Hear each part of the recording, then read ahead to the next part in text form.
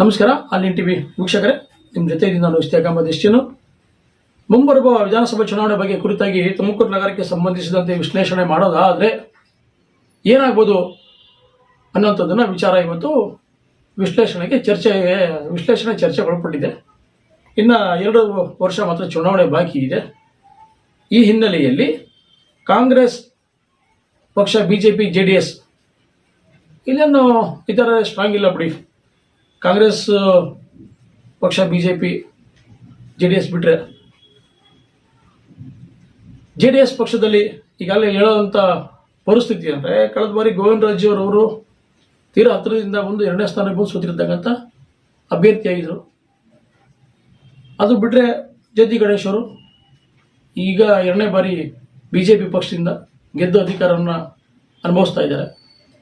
ಇನ್ನು ಕಾಂಗ್ರೆಸ್ ಪಕ್ಷದ ಬಗ್ಗೆ ಹೇಳೋದಾದರೆ, ಮುಸಲ್ಮಾನರಿಗೆ ಟಿಕೆಟ್ ಕೊಡುವ ತನಕ BJPಗೆ ಬೆನಿಫಿಟು, BJPಗೆ ಗೆಲುವು ಅನ್ನೋಂಥದ್ದನ್ನು ಕಟ್ಟಿಟ್ಟ ಬುತ್ತಿ ಫಿಕ್ಸ್ ಆಗಿದೆ. ಹಾಗಾದರೆ ಇಲ್ಲಿ ತುಮಕೂರು ನಗರದಲ್ಲಿ ಇರ್ತಕ್ಕಂಥ ಮುಸ್ಲಿಂ ಸಮುದಾಯದವರು, ದೊಡ್ಡ ಒಂದು ಸಮುದಾಯ ಇದೆ ನಗರದಲ್ಲಿ, ಇಲ್ಲಿ ಏನು ಲೀಡರ್ಗಳಿಗೆ ಒಪ್ತಾ ಇಲ್ವಾ ಅನ್ನೋಂಥದ್ದು ಕಾಡ್ತಿರ್ತಕ್ಕಂಥ ಎಕ್ಸ್ಟ್ರಾ ಪ್ರಶ್ನೆ. ಕಾಂಗ್ರೆಸ್ ಪಕ್ಷದಿಂದ ಎಷ್ಟು ಬಾರಿ ಟಿಕೆಟ್ ಕೊಟ್ಟಿದ್ದೀರಾ ಅಲ್ಪಸಂಖ್ಯಾತರಿಗೆ, ಎಷ್ಟು ಬಾರಿ ಗೆದ್ದಿದ್ದಾರೆ ಅನ್ನೋಂಥದ್ದನ್ನು ಮನವರಿಕೆ ಮಾಡ್ಕೋಬೇಕು ಕಾಂಗ್ರೆಸ್ ಪಕ್ಷ, ಕಾಂಗ್ರೆಸ್ ಹೈಕಮಾಂಡು.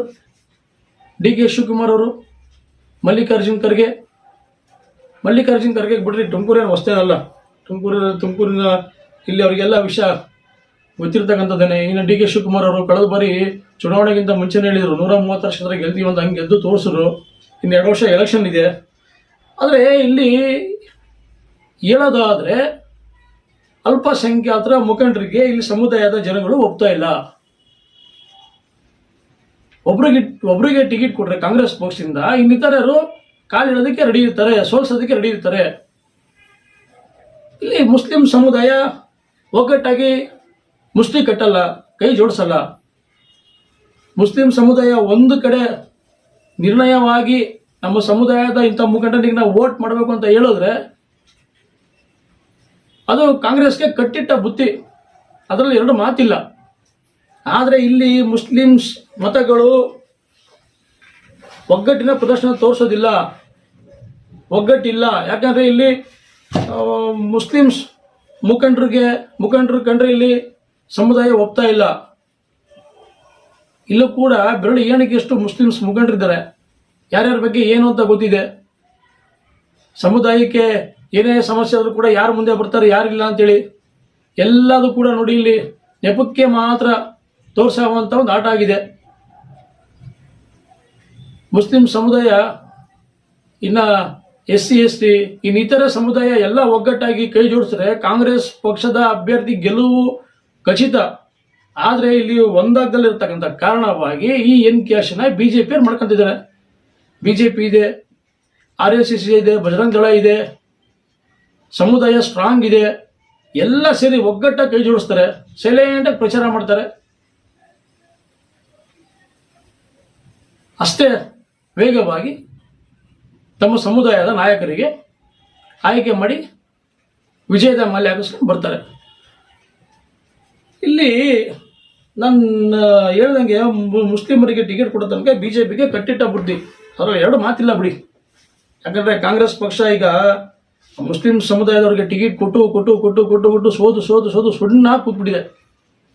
ಇನ್ನು ಯಾವ ಪುರುಷಾರ್ಥಕ್ಕೋಸ್ಕರ ಮುಸ್ಲಿಮ್ಸ್ ಸಮುದಾಯಕ್ಕೆ ಟಿಕೆಟ್ ಕೊಡ್ತಾರೋ ಗೊತ್ತಿಲ್ಲ. ಯಾಕೆ ಅವ್ರು ಬಿಟ್ಟರೆ ಬೇರೆ ಸಮುದಾಯದಲ್ಲಿ ನಾಯಕರು ಯಾರು ಸೂಟಬಲ್ ಅಲ್ವಾ, ಯಾರು ಪ್ರಬಲವಾಗಿ ಸಮುದಾಯ ಮತ್ತೆ ಬೇರೆ ಸಮುದಾಯ ಇದೆ ಅಂಥವ್ರನ್ನ ಅಥವಾ ಟಿಕೆಟ್ ಕೊಡ್ಬೋದು.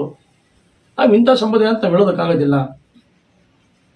ಟಿಕೆಟ್ ಕೊಟ್ಟರೆ ಒಂದು ಪಕ್ಷ ಕಾಂಗ್ರೆಸ್ ಗೆಲ್ಬೋದು, ಬೇರೆಯವ್ರಿಗೆ ಅವಕಾಶ ಮಾಡಿಕೊಡ್ಬೋದು.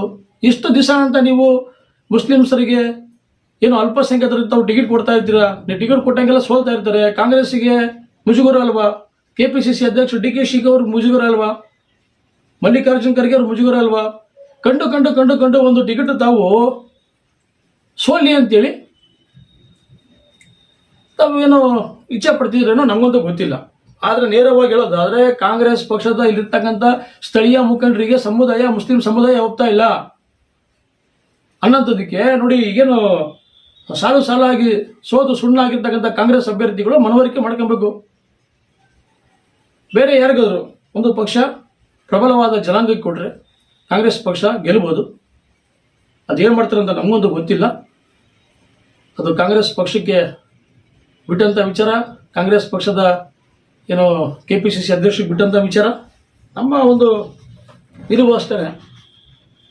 ಯಾಕಂದರೆ BJP ಇಲ್ಲಿ ಗೆಲುವು ಅನ್ನೋಂಥದ್ದನ್ನು ಕಟ್ಟಿಟ್ಟ ಬುತ್ತಿಯಾಗಿದೆ. ಕಾಂಗ್ರೆಸ್ ವೈಫಲ್ಯನೇ ಅವರಿಗೆ ಶಕ್ತಿಯಾಗಿದೆ. ಮುಂದಕ್ಕೆ ಏನಾಗುತ್ತೋ ಗೊತ್ತಿಲ್ಲ. ರಾಜಕೀಯ 2 ವರ್ಷ ಇದೆ. ನಾವು ಕೂಡ ಹಂತವಾಗಿ ಒಂದೊಂದೇ ಕ್ಷೇತ್ರದ ಬಗ್ಗೆ, ಒಂದೊಂದೇ ಕ್ಷೇತ್ರದ ಪಕ್ಷದ ಬಗ್ಗೆ, ಅಭ್ಯರ್ಥಿಗಳ ಬಗ್ಗೆ ಒಂದು ವಿಶ್ಲೇಷಣೆ ಸುದ್ದಿಗಳು ಕೂಡ ಮಾಡ್ತಾ ಇರ್ತೀವಿ. 2 ವರ್ಷ ಚುನಾವಣೆ ಇದೆ, 3 ವರ್ಷ ಮುಗಿದಿದೆ. ಯಾರ್ಯಾರು ಅಭ್ಯರ್ಥಿಗಳಾಗ್ತಾರೆ ಯಾರಿಲ್ಲ ಅಂಥದ್ದನ್ನ ಗೊತ್ತಾಗುತ್ತೆ. ಯಾಕಂದರೆ ರಾಜಕೀಯದಲ್ಲಿ ಯಾವ ಸಮಯದಲ್ಲಿ ಯಾರು ಮೇಲೆ ಬರ್ತಾರೆ, ಯಾರು ಪಲ್ಟಿ ಹೊಡಿತಾರೆ ಅಂಥದ್ದು ಗೊತ್ತಾಗಲ್ಲ. ಎಲ್ಲದಕ್ಕೂ ಕೂಡ ಕಾಲನೇ ಆ ಒಂದು ಸಂದರ್ಭದಲ್ಲಿ ನಿರ್ಣಯ ಮಾಡುತ್ತದೆ. ಕಾಲನೇ ತಸ್ಮಾಯ ನಮಃ ಅಂತ ಹೇಳ್ತಾರೆ. ಆ ರೀತಿ ಒಟ್ಟಾರೆ ಒಂದೇ ಮಾತಲ್ಲಿ ಹೇಳೋದಾದ್ರೆ, ಮುಸ್ಲಿಮರಿಗೆ ಟಿಕೆಟ್ ಕೊಡುವ ತನಕ BJPಗೆ ಬೆನಿಫಿಟ್, BJPಗೆ ಗೆಲುವು ಅನ್ನೋದು ಕಟ್ಟಿದ್ದ ಬುಟ್ಟಿ. ಈ ಒಂದು ಮನವರಿಕೆ ಸ್ಥಳೀಯ ಮುಖಂಡರು ಕೂಡ ಅರ್ಥ ಮಾಡ್ಕೋಬೇಕಾಗುತ್ತೆ, ಪಕ್ಷ ಕೂಡ ಅರ್ಥ ಮಾಡ್ಕೋಬೇಕಾಗುತ್ತೆ. ಆನ್ಲೈನ್ TV ಇದು ನೈಜ ಭಂಡಾರ. ನಮಸ್ಕಾರ.